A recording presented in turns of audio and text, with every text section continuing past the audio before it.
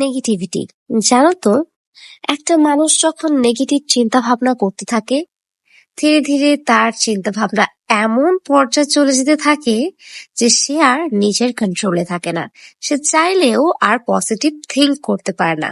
অন্যের বিষয়ে নেগেটিভ ভাবতে ভাবতে এক পর্যায়ে সে নিজের সিদ্ধান্ততেও পজিটিভ কিছু ভাবতে পারবে না। আমাদের জীবনে পজিটিভ পজিটিভ কিছু থিঙ্ক করাটা অনেক গুরুত্বপূর্ণ।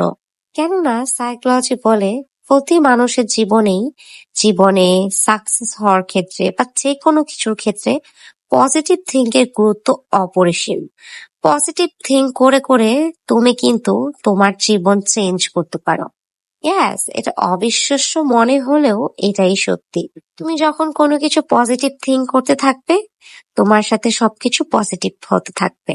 তুমি যখনই কোনো কিছু নেগেটিভ থিঙ্ক করবে, তখন তোমার কাছে সেইটা নেগেটিভ সবকিছু হতে থাকবে। তো আমরা সবকিছু মনের থেকে মুছে দিয়ে পজিটিভ থিঙ্ক করতে শিখি। মন তো আমাদেরকে ভুল সিদ্ধান্ত দেবেই। সামটাইমস মনকে আমাদের বোঝাতে হবে যে নো, আমি পজিটিভ থিঙ্ক করব। এটা এইভাবে না হয়ে এটা এইভাবেও হতে পারতো। এইভাবে যদি আমরা থিঙ্ক করে থাকি তাহলে জীবন অনেক সুন্দর। সো নেগেটিভ থিঙ্ক করে কষ্ট পাওয়া ছাড়া আমরা আর কিছুই পাবো না। তাই আমরা সবসময় পজিটিভ থিঙ্ক করতে শিখি। কেননা তোমার পজিটিভ থিঙ্কিং তোমার জীবনটাকে রঙিন করে তুলবে।